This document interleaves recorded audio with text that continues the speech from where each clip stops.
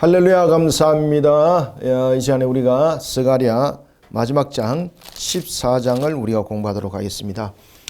스가랴 14장은 장차 도래될 한 날을 계시하고 있습니다. 여호와의 날이죠. 여호와의 날에 대해서 계시를 하고 있는데, 자, 여호와 날은 제가 이제 다른 과목에서도 이제 말씀을 드렸습니다만은 여호와 날은 우리가 이제 종말에 관한 부분들을 이야기를 하고 있는.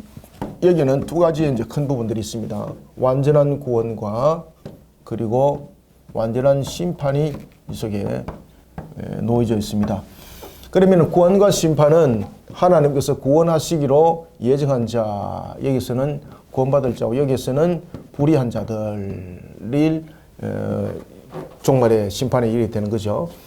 자, 여기서 이제 구원과 이런 불의함에 대해서 이것을 이제 선택이라고 말하고 있고, 이것을 이제 유기라고 이렇게 말하고 있죠, 그죠? 이런 속에 내용들이 전개되어지고 있습니다. 자, 그리고 이제 여호와의 날에 관해서 이야기를 하면서 결국은 메시아 왕국이 최후의 승리를 한다. 메시아 왕국의 최후의 승리를 오늘 14장이 우리에게 전거해 주고 있습니다. 자, 이런 14장을 우리가 본문을 통해서 보면은요, 이 메시아 왕국의 최후의 승리라는 것은 어떤 일정한 나라가 아닙니다. 여기서 메시아 왕국이라는 것은 뭐 혈통으로서 내용들을 말하고 있는 것이 아니라 신앙으로서의 이 메시아 왕국을 말하고 있습니다. 그래서 이 메시아 왕국에는 보면은 여러 민족들이 있습니다. 여러 민족들이. 그 부분들도 오늘 본문 속에서 증거를 하고 있습니다. 여러 민족들이 이 메시아 왕국을 형성하고 있고, 그 다음에 또 하나는 이 여러 민족들 가운데서 이방인들이 오늘 본문에 보면은 초막절을 지킨다라는 부분들이 두 번이나 이제 강조됩니다. 이방인들이 초막절을 지키는 이유는 무엇입니까? 이 초막절은 안에 본문 텍스트에도 말씀드립니다만은 초막절은 나그네라는 것을 잊지 말라는 거죠. 그죠? 나그네라는 잊지 말라는 것. 그 다음에 초막절이라는 것은 자신들이 나그네와 같은 인생인데 하나님께서 지키고 보호하시지 않으면은 자신들은 나그네와 같은 인생들 어디든지 갈 곳이 없다라는 것을 증거하고 있죠. 그래서 이방인들이 이와 같이 초막절을 지키는 걸 통해서 여호와 하나님께서 우리를 지키신다, 보호하신다. 여호와 하나님께서 우리를 지키지 않으면은 우리는 어떤 가치도 없고 어떤 것들도 우리에게 보존될 것이 없다라는 것에 대한 신앙의 고백들이 이 속에서 일어나고 있는 것을 우리가 봅니다. 자, 이런 내용들을 이제 우리가 본문 14장에서 텍스트를 보면서 하나하나 내용을 증거해 나가겠습니다. 자, 1절부터 한번 봅시다. 여호와의 날이 이르리라. 자, 여기서 이제 여호와의 날이 이른다는 것은 그 날을 말하고 있는 것이거든요. 그 날. 그런데 여기서 그 날은 우리가 한 날이잖아요. 한 날. 그런데 또 그 날이라는 것은 한 날인데 이 한 날이 지정된 날이라는 겁니다. 지정된 날인데, 그러면 이 지정된 날은 누가 이 날을 움직이는가라는 것입니다. 그래서 여기서 여호와의 날이라는 것은 그 지정된 날이고, 다시 말하면은 그 날이 이 하나의 멸망의 날로서 지금 이 부분들이 이야기가 되어지고 있거든요. 그러면은 그 날은 멸망의 날인데, 멸망의 날이 한 날이죠. 그것은 지정된 날입니다. 이 지정된 날은 누가 지정했냐라는 겁니다. 누가 지정했다는 겁니까? 그렇죠. 그래서 여기서 하나님의 주관하심이 나옵니다. 주관하심. 이 부분들이 오늘 본문 속에서 여호와의 날이라는 것은 이 부분들을 설명하고 있다는 것입니다. 여호와의 날이 이르리라. 그 날에 네 재물이 약탈되어 네 가운데에 나누리라. 자, 이것은 예루살렘의 멸망을 말하고 있습니다. 예루살렘의 멸망이 어떤 의미를 가지고 있나요? 예루살렘의 멸망은 바로 불의 가운데, 그죠? 그들의 우상 숭배와 그리고 하나님을 향한 불의 가운데 세워졌던 그들 향한 하나님의 심판이죠. 그러니 그날에 네 재물이 약탈되고 네 가운데 나누리라라는 것은 이와 같이 예루살렘의 멸망이 하나님의 주관하심, 다시 말하면 하나님의 적극적인 개입을 통해서 일어났다는 이야기입니다. 이해됐죠? 그죠? 자, 이러면서 이제 또 한 날이 또 설명됩니다. 그러면서 2절, 내가 이방 나라들을 모아. 자, 여기에서 이제 그러면 이 한 날은, 여호와의 날은 멸망의 날인데, 이 날은 그러면 어떤 날을 말하고 있는가? 자, 이 날은 우리가 이스라엘의 성전이 무너졌을 때가 언제입니까? BC 586년이죠. 이 날이 이 날을 지금 말하고 있는 것이 아닙니다. 지금 스가랴는 멸망 사건 이후의 사람이죠, 그죠? 이 여호와의 날, 그 날, 이거는 미래의 사건을 지금 다루고 있습니다. 이 부분들은 미래의 사건을 다루고 있습니다. 자, 미래의 사건을 다루고 있다는 것은 이 BC 586년의 사건이 아니란 이야기예요. 자, 그러면 여기서 예루살렘이 멸망당할 것에 대해서 지금 BC 586년뿐만 아니라 미래의 어떤 한날에 그들의 멜망이 있다는 거예요. 자, 그러면은 예루살렘의 멸망의 큰 두 사건을 우리가 한번 봅시다. 첫 번째는 그들이 헬라 제국에서 또한 짓밟힘을 당하죠, 그죠? 그래서 오늘 본문은 여러 가지 부분들을 말하고 있는데 셀레쿠스 왕조의 안티오쿠스에 의해서 예루살렘이 회파당할 것을 말하고 있고, 그 다음에 두 번째는 로마입니다. 여러분들, 예수님이 예루살렘에 대한 멸망을 예수님께서 예언했죠, 그죠? 예언하시고 그러고 난 뒤에 예수님 십자가에서 죽으시고 난 이후에 약 한 40년 뒤에 이스라엘의 이제 예루살렘에 어떤 사건이 일어나는가 하면 로마에, 그 당시는 그 황제가 아니었습니다. 디도가 이제 그 황제가 아니었는데 그때는 이제 장군이었습니다. 장군으로서 이제 여러 가지 부분들의 공적을 쌓으면서 그가 로마를 자신의 권세 아래 두게 되면서 그가 이제 디도가 황제가 됩니다.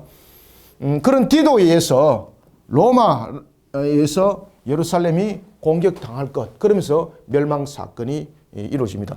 로마에 의해서 그들이 멸망을 당하고 난 뒤에는 그 나라가 여러분 흔적도 없이 사라져버리게 되는 사건.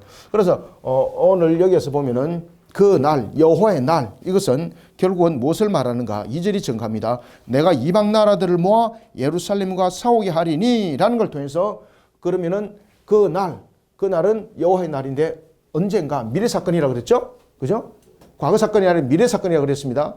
미래 사건인데 그 날은 언젠가 바로 안티오쿠스에 의한 것 또는 로마의 디도에 의한 것에 대한 멸망을 말하고 있고, 그 다음에는 세 번째는 우리가 마지막 종말의 날, 이 모든 세 가지를 전부 다 함축하고 있습니다. 이 계시 말씀은 내가 이방 나라들을 모아라고 말할 때 여기에 이방 나라들은 안티오쿠스에 대한 부분들, 셀루쿠스 왕조의 안티오쿠스라 그랬죠, 그죠?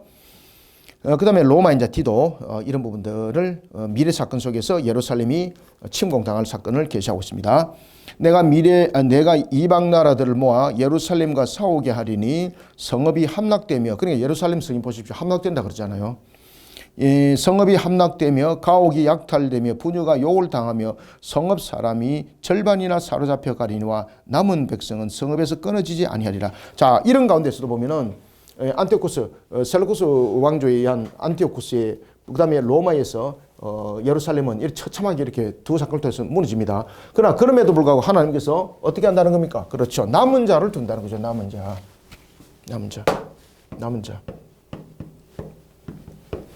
자, 여기서 이제 남은 자는 하나님의 은혜 가운데 남겨진 사람들입니다. 여기서 남은 자는 어떤 자신들이 도망을 잘 가지고 남은 것이 아니라 하나님의 은혜 가운데 남은 자라는 것을 설명합니다. 그래서 우리는 구원이 곧 하나님의 은혜라는 것을 다시 한 번 더 간접적으로 강조하는 거예요. 앞에도 제가 이제 이 부분에서 선택과 유기 부분에서 이야기했죠, 그죠? 구원은 우리 속의 선택인데 이것은 우리의 어떤 자력적인 선택이 아닙니다. 우리의 자력적 선택이 아니라 하나님의 은혜라는 것을 우리가 구원은 담고 있습니다. 그래서 이 남은 자는 하나님의 은혜 가운데 남은 자가 됐다는 것을 강조하고 있습니다. 남은 백성은 성읍에서 끊어지지 아니하니라. 그때에 여호와께서 나가서, 자, 여기에서 이제 나갔다는 것은 무엇이죠? 하나님의 백성을 구원하는 부분에서 그것을 실현하는 장면을 말합니다. 그래서 이 부분도 또 강조하죠. 결국은 구원은 자력이 아니고 하나님께서 은혜를 베푸심으로 이 모든 것들이 이루어진다라는 것을 말하고 있습니다. 그때 여호와께서 나가서 그 이방 나라들을 치시되 이왕의 전쟁 날에 싸운 것 같이 하시리라. 그래서 여기서 나가서 3절에 나가서라는 것은 무엇을 말하고 있다? 그렇죠. 하나님의 백성을 구원하고 그 다음에 공의를 실현하기 위한 하나님의 적극적인 개입, 이런 부분들을 말하고 있습니다. 나가사, 여호와께서 나가사라는 것은 무엇을 말하고 있다? 하나님의 백성을 구원하고 그리고 공의를 실현하는 그런 하나님의 적극적인 개입, 이런 부분들을 우리 속에 증가하고 있습니다. 그때 여호와께서 나가서 그 이방 나라들을 치시되 이왕의 전쟁 날에 싸운 것 같이 하시리라. 그날에 그의 발이 예루살렘 앞 곧 동쪽 감난산에 서실 것이요 감난산은 그 한가운데서 동서로 갈라져 매우 큰 골짜기가 되어 산 절반은 북으로 절반은 남으로 옮기고, 자, 이것은 어떤 내용을 사절은 상징적 의미 속에서 이야기를 하고 있는가 하면은 하나님의 적극적 개입입니다. 이 그날에 그 발이 예루살렘 앞에 동쪽 감람산에 서실 것이요 감람산은 그 한가운데 동서로 갈라질 것이요 큰 골짜기가 될 것이고 절반은 북이고 절반은 남으로 옮겨질 것이다. 이거는 무슨 의미를 이야기를 하고 있습니까? 그렇죠. 심판에 관한, 그렇죠. 심판과 구원에 관한 하나님의 적극적 개입을 말하고 있습니다. 그죠? 모든 부분들이 하나님께서 직접 모든 것을 어떻게 하신다. 그렇죠. 여기서 앞에도 이미 말씀드렸죠. 요 주관하십니다. 주관하심. 4절은 그 내용을 말하고 있습니다. 하나님의 주관하심, 적극적 개입. 적극적 개입을 우리가 신학적 용어로 말하면은 하나님의 주관하심이죠. 그죠? 하나님의 주관하심에 대해서 이 내용들이 전체적인 그 의미를 우리가 담고 있다. 이렇게 보시면 되겠습니다. 자, 그리고 이제 5절을 한번 봅시다. 그 산 꼬글짜기는 아셀까지 이를지라. 너희가 그 산 꼴짜기로 도망하되 유다 왕 우시아 때에 지진을 피하여 도망하던 것 같이, 이 장면을 보면은 로마의 디도의 이 사건과 굉장히 유사한 이 말씀의 내용대로 디도가 예루살렘을 칠 때에 이들이 이제 도망가는 사건이 막 벌어집니다. 그죠? 그런 내용들을 우리가 좀 보면 디도에 의한 예루살렘 멸망 사건을 또한 계시하는 것이 더욱더 가깝지 않겠는가 이렇게 볼 수도 있습니다. 자, 봅시다. 5절. 그 산 골짜기는 아셀까지 이를지라. 너희가 그 산 골짜기로 도망하되 유다 왕 우시아 때에 지진을 피하여 도망하던 것 같이 하리라. 여러분, 지진이라면 왜 도망갑니까? 살기 위해서 도망가잖아. 그죠? 다른 방법 없잖아요. 자, 그러면은 이 하나의 예루살렘의 멸망 사건이 굉장히 강력하다는 이야기입니다. 도망가지 않으면은 살 길이 없다는 거예요. 그리고 실질적으로 여러분들 그 유다 땅에 우시아 때에 큰 지진이 일어났거든요. 그러니까 그 지진이 얼마나 컸는지 그 이후에도 사람들이 기억할 정도로, 그 이후에 전부 다 기록이 남겨질 정도로, 그리고 이것이 한 사건의 비유로 등장할 정도로 우시아 시대 때 지진이 굉장히 강력했습니다. 유다 왕 우시아 때의 지진을 피하여 도망하던 것 같이 하리라. 나는 나의 하나님 여호와께서 임하실 것이요 모든 거룩한 자들이 누구와 함께, 그렇죠, 주와 함께 하리라. 자, 그러면은 5절의 전체적인 부분에 대해서, 자, 피난은 적극적인 자세를 필요한다 그랬죠. 그죠? 그런데 자신의 발걸음으로서 그 피난은 이루어질 수 없다는 겁니다. 그러면은 이 5절에서 환난 당한 자의 부분에 대해서 무엇이 함께 연결되어집니까? 그렇죠. 이 환난 당한 자 속에서 환난을 당한 자들이 지금 피하잖아요. 피합니다. 이들이 피할 때도 자신들이 피하지만은 붙잡혀서 오히려 더 큰 치욕을 당하고 더 큰 고통을 당할 수가 있는 거죠. 그때에 누가 이들의 피난의 길을 열어주나요? 그렇죠. 하나님께서. 그래서 여기서 보면은 모든 거룩한 자들이 주와 함께 하리라. 여기 핵심입니다. 모든 거룩한 자들이 주와 함께 하실 거다. 그래, 환난을 당했을 때 하나님께서는 자기 백성의 피난처에 대해서 적극적으로 어떻게 하신다? 도우신다. 하나님께서 도우신다. 하나님께서 적극적으로 도우실 거예요. 적극적으로 도우실 거예요. 그래서 오늘 본문의 말씀 속에서 우리가 반드시 여러분 알아야 될 것은, 환난을 당하더라도 항상 여러분들 하나님께 향하는 이 신앙 속에 세워진 자는요, 하나님이 그를 도우십니다. 그죠? 하나님 도우십니다. 적극적으로 도우십니다. 적극적으로. 그날에는 빛이 없겠고 광명한 것들이 떠날 것이라. 자, 그러면은 자, 보세요. 이제 마지막 종말의 심판이 임합니다. 지금 종말의 심판이 임하고 난 이후에, 자, 여호와의 날이 우리 속에 종말을 예고하고 있잖아요. 그러면은 여호와의 날이 종말을 예고하고 있을 때 이때 보면은 심판이 있는가 하면은 뭐 또 있습니까? 구원이 있다 그랬죠. 자, 여러분들 우리가 심판이 있을 때 백보자 심판이 임하고 난 뒤에 이 요한계시록 이야기입니다. 백보자 심판대가 있고 난 이후에 자, 백보자 심판대가 있고 난 이후에 우리가 이것이 갈라지죠. 그죠? 영생과 영벌로 갈라지죠. 영벌로 갈라지는데 이때에 성경에 보면은 무엇도 없어지더라. 그렇죠. 하늘과 그리고 땅과 바다가 없어집니다. 그죠? 사라집니다. 그러면은 하늘과 땅이라는 것은 우리가 사는 땅만 말하는가? 아니죠. 이 모든 땅은 아래처죠. 그죠? 아래처. 아래처 땅. 그러면 이것은 모든 하나의 그 별들을 말합니다. 그죠? 별들. 그러니까 지구만 말하는 것이 아닙니다. 이 지구만 말하는 것 아니에요. 모든 별들을 담고 있습니다. 그러면 해, 달, 우리가 말하고 있는 우리가 지금 우주 속에 보이는 그런 별들. 그러니까 모든 우주 공간들이 싸그리 사라진다는 거죠. 아시겠죠? 그래서 이제 새하늘과 새 땅이 우리가 임할 때에 자, 새하늘과 새 땅이 임할 때에 태양과 달이 존재하지 않죠. 왜 그렇습니까? 하나님께서 하나님 자신이 빛이죠. 하나님 자신이 빛이기 때문에 더 이상 다른 빛이 필요가 없는 거죠. 그래서 완전한 빛인 하나님께서 그 빛이 되어주기 때문에 이 속에서 오늘 본문도 그 이야기를 합니다. 빛이 없다. 떠날 것이다. 자, 그날에는 심판만, 종말의 날에는 심판만 있는 것이 아니라 무엇도 있다. 구원도 있다. 그죠? 이것이 6절입니다. 6절 그날에는 빛이 없겠고 광명한 것이 떠날 것이라. 이 내용들은 무엇을 담고 있습니까? 하나님의 최후의 심판의 날에 대해서 이야기를 하고 있는 겁니다. 그때 이제 백보자 심판대가 열려지고 나면서 우리가 이제 여러분 잘 아시는 것처럼 새하늘과 새 땅이 이루어지기 전에 하늘과 땅, 바다들이 전부 다 없어지는 거죠. 그리고 새하늘과 새 땅이 세워지면서 하나님 보좌에서 내려오죠. 그리고 그 새하늘과 새 땅에는 빛이 없더라. 왜? 하나님 자신이 완전한 빛이기 때문에. 광명한 그런 나를 주관하는 태양과 같은 것들, 달과 같은 그런 것들이 존재하지 않더라라는 것입니다. 그날에는 빛이 없겠고 광명한 것들이 떠날 것이라. 그래 보십시오. 빛이 없고 광명한 것들은 전부 다 별들 전체를 말하고 있죠. 그죠? 태양만 말하고 있는 것 아닙니다. 그날에는 무엇도 광명한 것, 빛도 없고 광명한 것도 사라졌더라라는 것은 전부 다 별들. 그러니까 하늘 자체가 존재 자체가 없어지는 겁니다. 7절 여호와께서 아시는 한 날이 있으리니 낮도 아니고 밤도 아니라 어두워 갈 때에 빛이 있으리로다. 그래서 여기서 한 날이라는 것은 최후의 심판은 누가 정해놓았다는 겁니까? 여호와께서 7절 여호와께서 아시는 한 날. 그러니까 심판의 날은 여호와께서 아시는 날. 아시는 날. 이 아시는 날이라는 것은 하나님께서 이 날을 정했다는 겁니다. 하나님께서 정하심. 이 날을 정했다는 겁니다. 이 뜻은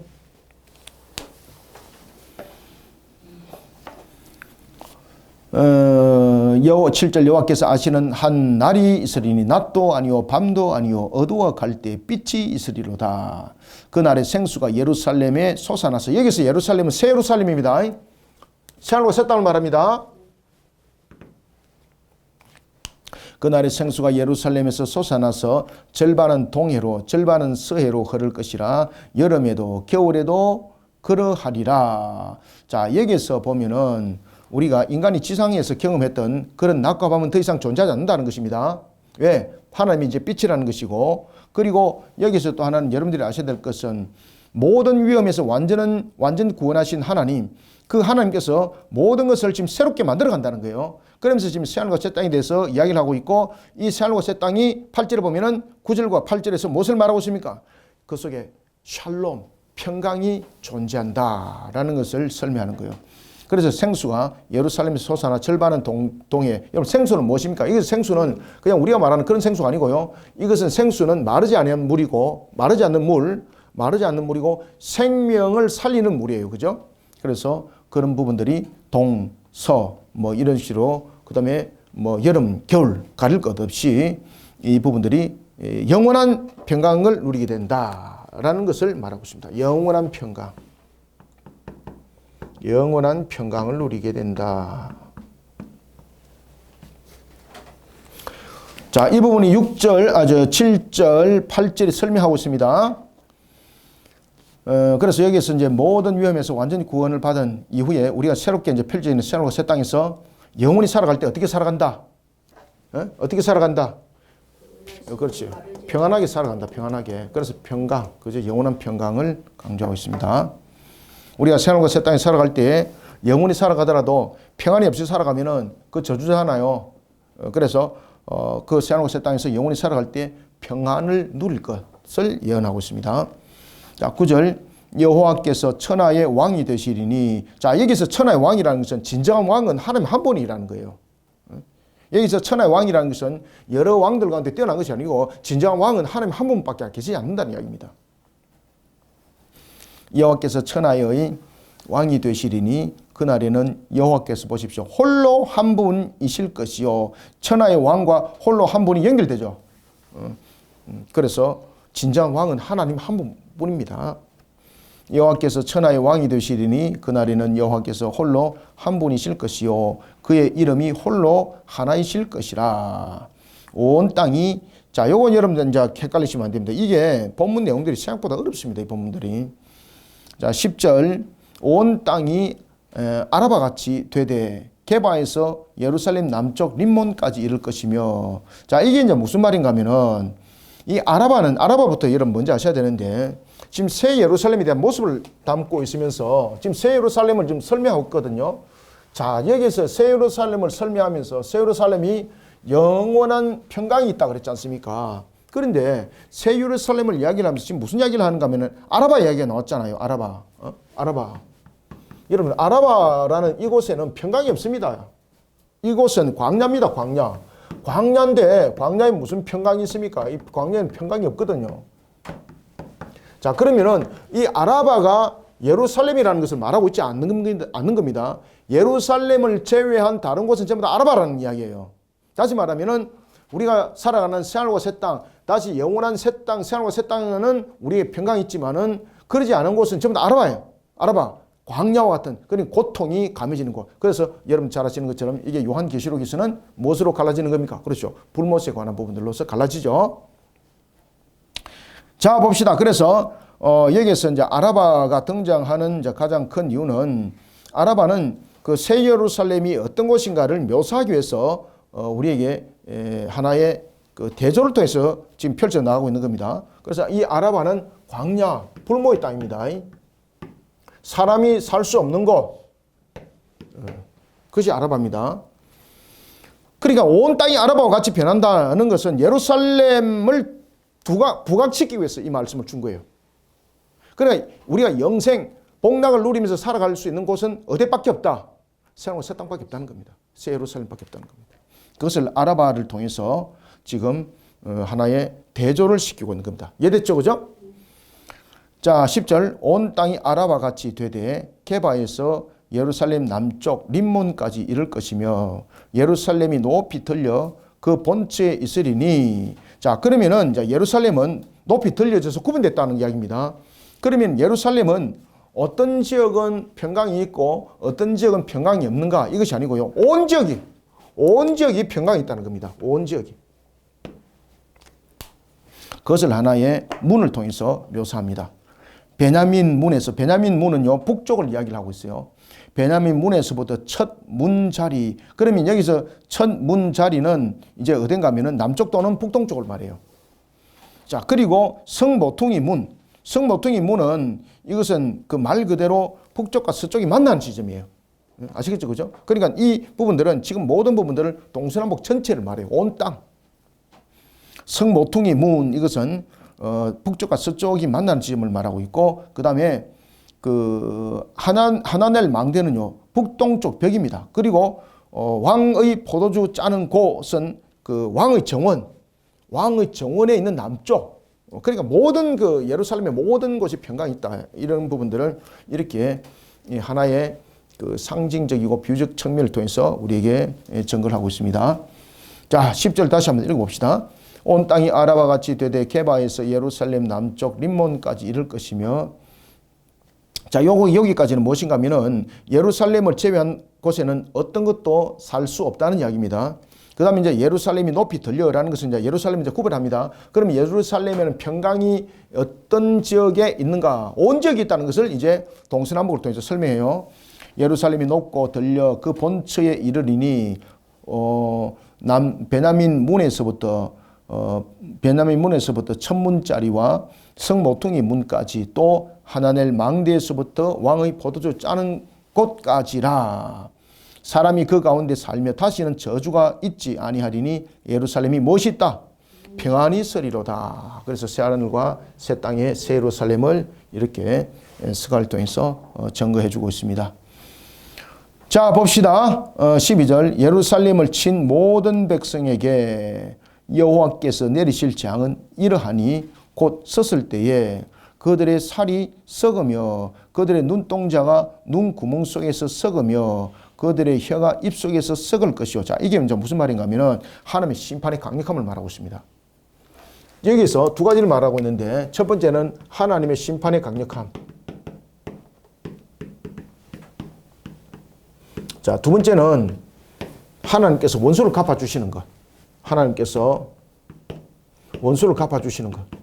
원수를 갚아주심. 자, 이 내용들을 담고 있습니다. 그 다섯 번째 인을 뗐을 때에 순교자들이 우리의 원수를 언제 갚아주시려나이까 라고 말하고 있죠. 그죠? 그래서 그 원수는 언제 갚아진다는 겁니까? 최종적으로 종말 때에, 종말의 날에 그 원수를 갚아준다는 거예요. 그 원수는 어떻게? 강력하게 갚아준다. 하나님의 강력한 심판을 대동하여서 그 일들을 이루신다라는 것을 오늘 12절 살이 썩으며 눈동자가 눈구멍 속에 썩으며 혀가 입속에서 썩으며 이 부분들이 증가하고 있습니다. 여러분들 눈동자가 썩고 그 다음에 혀가 썩고 입속에 있는 부분들 그 다음에 뭐 눈동자 뭐 눈구멍 이런 부분이 썩으면은 엄청난 고통이죠. 그죠? 엄청난 고통이죠. 그렇게 원수를 갚아준다는 이야기입니다. 13절 그날에 여호와께서 그들을 크게 요란하게 하시리니 피차 손으로 붙잡으며 피차 손을 들어 칠 것이며 그러니까 이게 이제 여러 가지 자중질환도 일어납니다. 요한계시록에도 이런 보시면은 왜 악의 세력들이 연합을 이루다가 나중에는 자기들끼리 싸웁니다. 그죠? 그런 역사가 일어납니다. 그래서 오늘 본문도 그 이야기를 합니다. 피차 손으로 붙잡으며 피차 손으로 들어 칠 것이며 유다도 14절 유다도 예루살렘에서 싸우리니 이때에 사방에 있는 이방 나라들의 보화 곧 금, 은과 의복이 심히 많이 모여질 것이요. 자, 여기에서 이제 유다도라고 말하고 있는 것은 지금 무슨 내용입니까? 유다도라고 말했습니다. 자, 종말 때 보면은 하나님께서 이 악의 세력들이 서로 간에 나중에 서로 간에 권력을 잡으려고 특히 이제 악한 세력들은 전부 다 그 악의 원흉들은 서로 간에 선을 이룰 수 없는 거잖아. 그죠? 그러니까 서로가 서로를 잡아먹는 역할을 하는 거예요, 여러분들. 쉽게 말하면 여러분들 그 독사가 이 살모사가 새끼를 낳으니까 그 새끼가 또 어미를 잡아먹고 말이야. 이런 것들 있지 않습니까? 그죠? 그런 거 똑같은 거거든요. 이런 부분에 대해서 하나님께서 자중질환을 이렇게 뿐만 아니라 유다라는 것은 택한 백성에게 완전한 승리를 주신다는 겁니다. 완전한 승리를 주기 위해서 유다도 예루살렘에서 싸우리라는 것은 최후의 승자는 누구인가? 라는 것입니다. 그래서 최후의 승자는 하나님의 구원의 백성이 최후의 승자가 된다라는 것을 계시하고 있습니다. 그러면은 여기서 최후의 승리는 그러면 그들의 어떤 그 힘과 그들의 권세와 능력을 통해서 이루어지는가? 아니라는 겁니다. 하나님이 도우셨어. 오늘 14절이 그것을 강조합니다. 하나님이 도우셨어. 유다도 예루살렘에서 싸우리니 그때에 사방에 있는 이방 나라들의 보화 곧 금, 은과 의복이 심히 많이 모여질 것이요. 여러분들 보화, 금, 은을 이방 나라들로부터 심히 많이 모은다, 얻는다는 것은 전쟁에서 이겼다는 거거든요. 전쟁에서 이겼다는 것이고 그 다음에 그 내용들은 전리품이죠. 전리품은 승리에 대한 하나의 징표죠.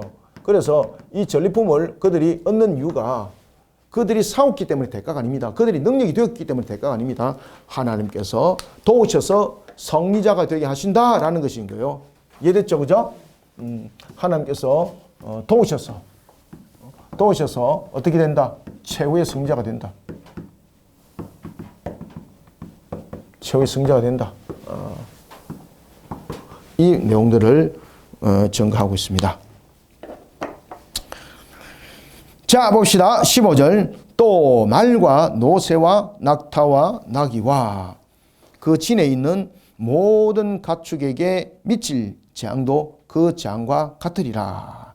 그러니까 완전한 승리, 완전한 전리품에 대한 획득, 취함 이런 부분들을 말과 노새, 낙타, 나귀, 모든 가축 이런 부분을 통해서도 이야기를 하고 있습니다. 자, 16절 예루살렘을 치러 왔던 이방 나라들. 그러면 예루살렘을 치러 왔던 이방 나라들을 그러면 하나님께서는 어떻게 하시는가 잘 보십시오. 예루살렘을 치러 왔던 이방 나라들 중에라고 말합니다. 중에 남은 자에 대해서 또 이야기합니다. 남은 자. 앞에도 제가 이제 그 남은 자와 초막절에 대해서 말씀드렸죠, 그죠? 자, 그 내용입니다 이제. 자, 이방 나라들 가운데서 이방 나라들 가운데도 남은 자가 있다는 거죠. 이방 나라들 가운데도 남은 자들이 있다는 겁니다. 자, 이들이 남은 자라는 것은 이 남은 자들이 하나님께서 그들에게 은혜를 베푸심으로라는 겁니다. 하나님께서 은혜를 베푸심으로.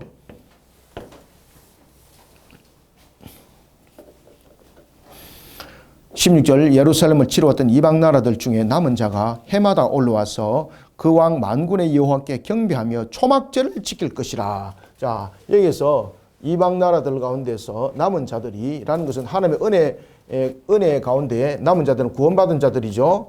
구원받은 자들이죠. 그러면 이들의 신앙의 자세를 잘 보십시오. 이들이 매년마다 무엇을 지켰다? 매년마다 초막절을 지켰다라는 것은 이 초막절이 가지고 있는 유형입니다.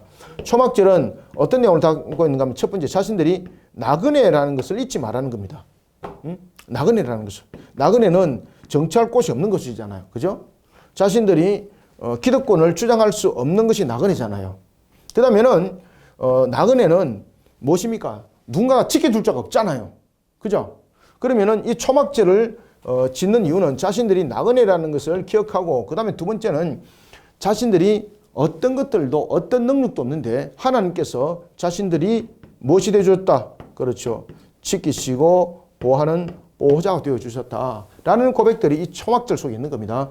그러니까 지금 이 남은 자들, 이방인들도 자신들이 나그네와 같은 존재이고 하나님의 보호하심이 없이는 자신들은 어떤 곳에도 거할 수 없고 구원은 이루어질 수 없다라는 것에 대한 신앙의 고백을 담고 있는 것이 바로 초막절입니다. 이해되셨습니까? 예루살렘을 치러 왔던 이방 나라들 중에 남은 자가 해마다 올라와서 그 왕 만군의 여호와께 경배하며 초막절을 지킬 것이라.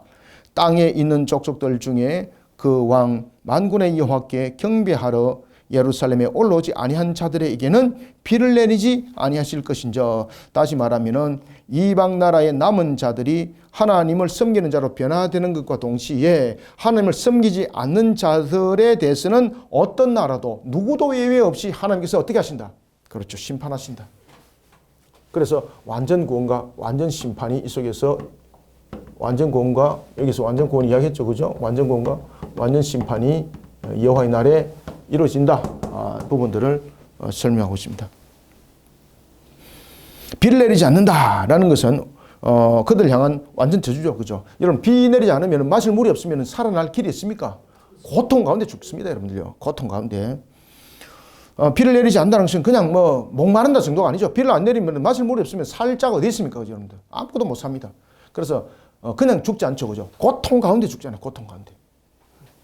18절 만일 애굽 족속이 올라오지 아니할 때에 비 내림이 있지 아니하리니 여호와께서 초막절을 지키러 올라오지 아니한 이방 나라들의 사람을 치시는 재앙을 그에게 내릴 것이라. 이 말씀은 초막절이라는 것은 바로 하나님의 지키심과 보호하심 속에는 보호하심에 우리가 세우지 않고는 어떤 것도 우리는 구원받을 길이 없다라는 것에 대한 그러한 신앙의 고백 속에 올라오지 않는 자들은, 다시 말하면 하나님을 섬기지 않는 자들은 어떤 관계 속에서도 심판을 면할 수 없다라는 것이 또 18절에서 강조돼요. 그래서 16절부터 19절까지는 전체적인 내용들이 이방 나라의 남은 자들은 하나님께서 그들을 구원하시고, 그렇지만은 하나님을 섬기지 아니한 바로 유기된 자들은 하나님께서 철저히 심판하신다는 부분들을 16절부터 19절이 증거하고 있습니다. 자, 19절 애굽 사람이나 이방 나라 사람이나 초막절을 지키러 올라오지 아니한 자가 받을 벌이 그러하니라. 아멘. 아시겠죠? 따라서 하나님을 향한 우리의 신앙들이 얼마큼 중요한지, 우리가 그 신앙도 우리가 만들어가는 신앙이 아니라 하나님께서 우리에게 은혜를 베푸심이죠. 그러니 우리가 얼마나 감사한지 항상 감사 신앙을 잊지 마시기 바랍니다. 20절, 그날에는 말방울에까지 여호와께 성결이라 기록될 것이라. 자, 이게 무슨 말인가 하면은 하나님을 경배하는 신앙이 이제 정착된다는 이야기입니다. 자, 이렇게 모든 부분에 대해서 환란의 때, 종말의 때는 이제 모든 부분들이 정리를 하고 난 이후에 또 뭐 이 적대 세력이 나타나서 하나님을 경배하지 못하고 이런 부분들이 또 반복적으로 일어나는가? 사사시대처럼 아닙니다. 종말은 이 단회성으로서 모든 심판은 일어나고 이 속에서 종국이 확정이 됩니다. 여호와를 경배하는 신앙, 이제 완전히 정착되는 것을 오늘 본문이 하나의 비유적 측면에서 이 내용들을 증가하고 있습니다. 그날에는 말방울에까지 여호와께 성결이라 기록될 것이라는 것은 이제 여호와를 경배하는 신앙이 정착되는 것을 말합니다. 새하늘과 새 땅에서. 아시겠죠? 그날에는 말방울에까지 여호와께 성결이라 기록될 것이라. 여호와의 전에 있는 모든 솥이 제단 앞 주발과 다름이 없을 것이니. 자, 여기서 모든 솥과 주발이 다름이 없다. 자, 솥과 주발 다르잖아요, 원래. 그죠? 가치적 측면에서도 다르잖아요. 자, 그런데 여기서 그 솥이 제단 앞 주발과 다름이 없다는 것은 지금 무슨 이야기를 하고 있는가 하면 장차 도래될 여호와의 날에 이르게 되면은 모든 것이 구별 없이 하나님 앞에 다 거룩하게 된다는 겁니다. 모든 것이 구별 없이 하나님 앞에 거룩하게 된다는 이야기입니다. 그러니까 우리의 모습 속에서 어떤 A라는 사람은 거룩하고 B라는 사람은 조금 세모고 D라는 사람은 네모고 이런 것이 아니라는 거예요. 장차 여호와의 날이 이르게 되면은 모든 것이 구별 없이 구분 없이 하나님 앞에 거룩하게 될 것이다 라는 것을 솥과 주발이 다름없다라는 걸 통해서 증가하고 있습니다. 예루살렘과 21절 마무리합니다. 예루살렘과 유다의 모든 솥이 만군의 여호와의 성물이 될 것인즉 제사 드리는 자가 와서 이 솥을 가져다가 그것으로 고기를 삶으리라. 그날에 만군의 여호와의 전에 가나안 사람이 다시 있지 아니하리라. 자, 종말의 세계는 더 이상 세속적이고, 여기서 이제 가나안 사람은 세속적이고 우상 숭배, 가증한 자들을 지금 대표하고 있습니다. 그래서 이 내용들은 가나안 사람이 다시는 있지 않을 것이다 라고 말하면서 이 가나안 사람이 등장시킨 이유는 무엇입니까? 여기서 이제 가나안 사람은 등장시킨 것이 첫 번째, 세속을 살아가는 세속주의자. 세속주의자는 무엇이 세속주의자입니까? 그렇죠. 세속이라는 것은 불의와 음란과 타락 속에 그 속에서 유익을 찾고 쾌락을 찾고 이런 그 방법들 속에 있는 걸 세속이라고 그러거든요. 그러니까 이 세속주의자, 그 다음에 우상 숭배자. 특히 이제 가난한 사람들, 그러면 우상 숭배, 세속주의자 이런 부분들이 굉장히 대표적인 모습이다 이렇게 볼 수가 있습니다. 그래서 종합적으로 우리가 가난한 사람 그러면은 가정스러움이 담겨져 있죠. 가정스러움. 이런 것이 전부 다 존재하지 않을 것이다. 사라질 것이다. 오직 무엇만이 존재한다? 거룩만이 존재한다. 오직 거룩만이 존재한다라는 것을 강조를 하고 있습니다. 오직 거룩만이 존재한다. 거룩만이 존재한다. 자, 21절 읽고 마무리하겠습니다. 예루살렘과 유다의 모든 솥이 만군의 여호와의 성물이 될 것인즉 제사 드리는 자가 와서 이 솥을 가져다가 그것으로 고기를 삶으리라. 그날에는 만군의 여호와의 전에 가나안 사람이 다시 있지 아니하리라. 가나안 사람이 다시 있지 않는다는 것은 종말에는 더 이상 세속적이고 우상숭배자 가정한 것이 함께하지 못하고 오직 거룩만이 존재한다라는 것을 강조하고 있습니다. 자, 스가랴 14장 여기까지 본문을 봤습니다. 안에 내용들을 보면은 이게 하나의 상징, 비유 이런 내용들로서 종말의 날에 대해서 이야기를 하고 있기 때문에 제가 이제 간단하게 말씀드렸습니다만 여러분들은 이것을 조금 더 깊이 묵상하셔야 됩니다. 자, 오늘은 여기서 마치겠습니다. 감사합니다. 수고하셨습니다.